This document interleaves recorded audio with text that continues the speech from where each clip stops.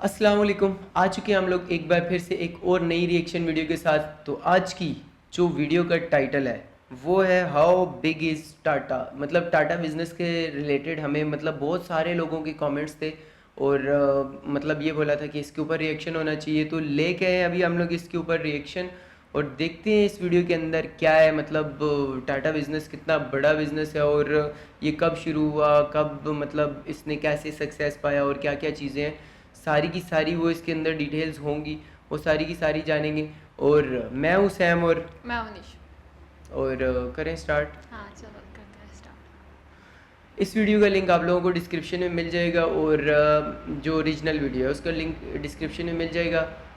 जाके like and subscribe करना है और हमारे चैनल को भी लाइक एंड सब्सक्राइब करना है। और अगर आप लोग भी हमें कोई वीडियो सजेस्ट करना चाहते हो तो इंस्टाग्राम के लिंक आप लोगों को डिस्क्रिप्शन में मिल जाएंगे, आप लोग वहाँ पे फॉलो भी कर सकते हो और अपना कोई भी लिंक वगैरह दे सकते हो। हम लोग उस पर ज़रूर रिएक्शन वीडियो लेके आएंगे।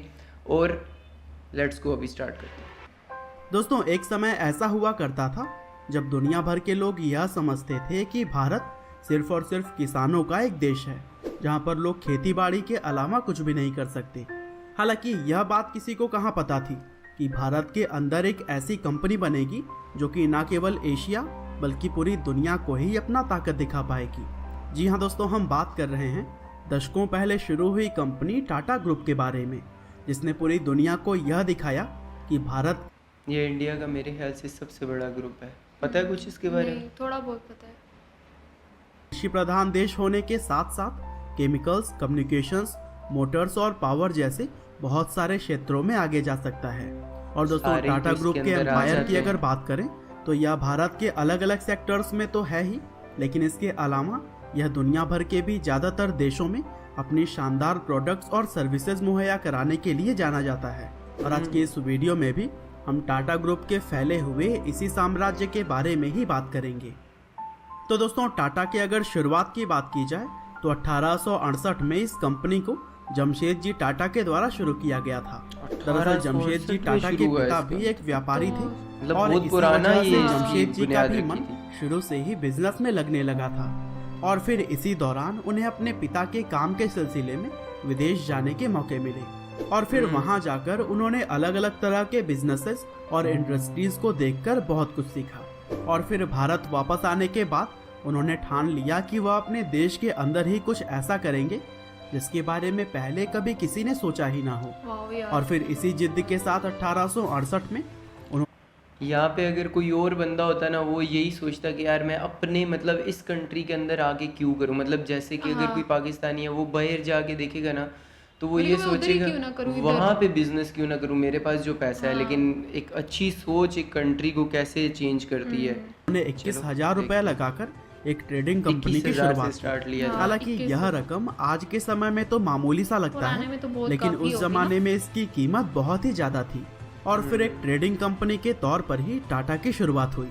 और फिर इसके बाद जमशेदजी टाटा ने चिंचपोकली में मौजूद दिवालिया हो चुकी एक ऑयल मिल को खरीदा और फिर उसे उन्होंने एक कॉटन मिल में तब्दील कर दिया।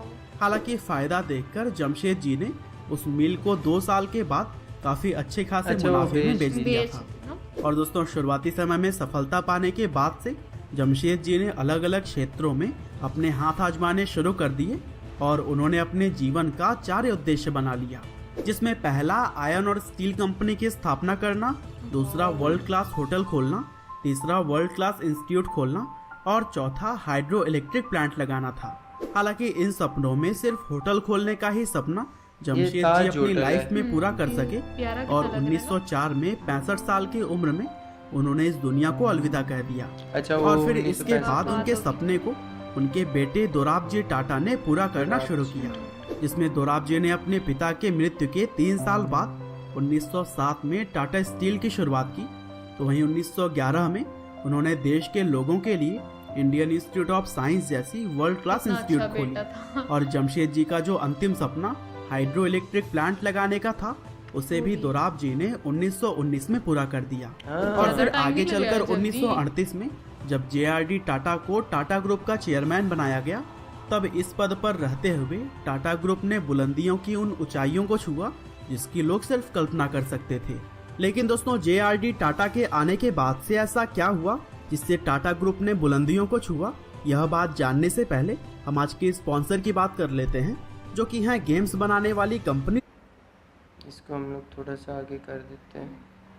हम अपनी टॉपिक पे और बात अच्छा, करते हैं टॉपिक पे कि ही आ किस गई तरह है। से JRD टाटा के आने के बाद से टाटा ग्रुप ने बुलंदियों को छुआ। तो दोस्तों, JRD टाटा जब चेयरमैन बने थे तब टाटा ग्रुप की उस समय 14 एंटरप्राइजेस थी, लेकिन 50 साल के बाद टाटा समूह 95 एंटरप्राइजेस को कंट्रोल कर रही थी। 14 और से यह सब कुछ हुआ 50 था साल का JRD टाइम भी टाटा लगा के है। मेहनत के बदौलत, फिर भी क्योंकि आज़ादी के बाद से JRD टाटा ने मौके का फायदा उठाते हुए कई सारे अलग अलग सेक्टर्स में हाथ आजमाया और लगभग हर जगह ही कामयाबी पाई।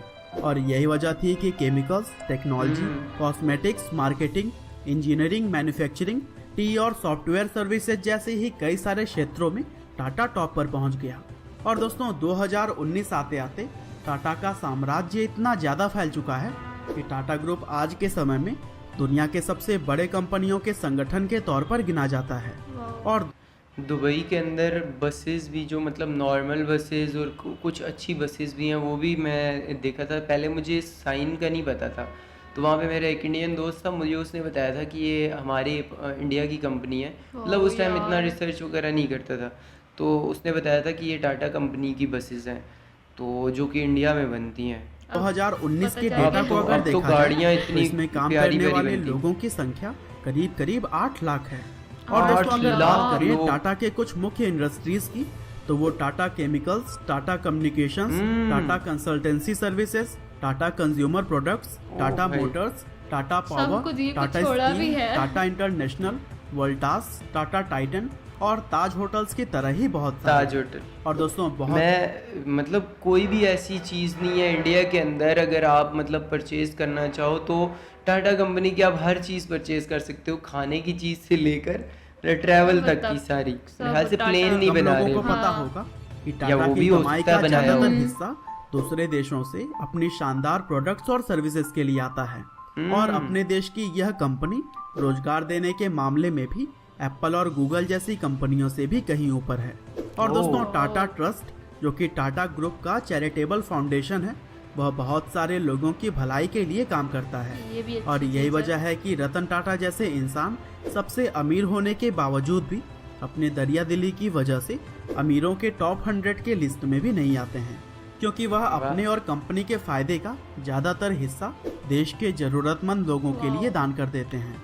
ये और दोस्तों, बहुत रतन अच्छी- टाटा जैसे अच्छी महान बात है। इंसान के बारे में अगर आपको ज्यादा जानना है तो फिर आप डिस्क्रिप्शन में दिए गए लिंक से मेरे एक पुराने वीडियो को भी देख सकते हैं, जहां आप रतन टाटा से संबंधित ऐसे फैक्ट्स को जानेंगे।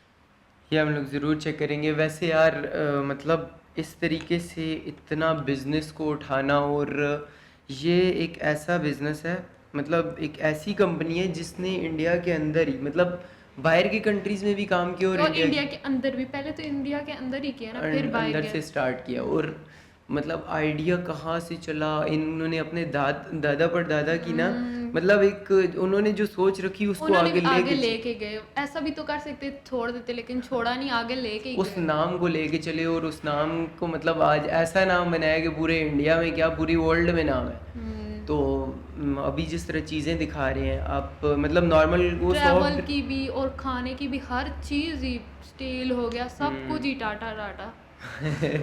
हाँ ना, टाटा टाटा सब ही। पे। और बाइक्स भी मेरे ख्याल से बन रही हैं, कार्स भी हैं। उस दिन हम लोगों ने जो कार वाले हाँ, पे और देखा बस, था, बसेस हैं, बसेस तो मैंने तो खुद इसने देखी दुबई हैं, का बता दिया। और कार्स वगैरह उस दिन हम लोगों ने देख ली थी। वैसे मतलब इतना एक कंट्री के अंदर रह के और इन लोगों ने इतना सक्सेस किया है। कितनी कंट्री के लिए कितनी प्राउड की बात है। यही ना, कंट्री के लिए बात तो सारी कंट्री के लिए है, कि एक मुल्क के अंदर रह के एक मुल्क का भी नाम बनाया और अपनी अपना नाम प्रोडक्ट्स भी को बनाया। दूसरे कंट्रीज तक भी पहुंचाया।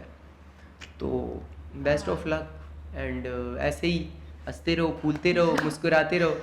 तो उम्मीद करते हैं आप लोगों को वीडियो पसंद आई होगी, और पसंद आई है तो आई होगी, हाँ, अगर आई है तो, नहीं आई है तो लाइक करना है, और वीडियो को शेयर भी करना है, और चैनल को सब्सक्राइब भी। हाँ, तो इंशाल्लाह हम लोग एक और वीडियो के साथ दोबारा से मिलेंगे। तब तक के लिए अल्लाह हाफिज़। अल्लाह हाफिज़।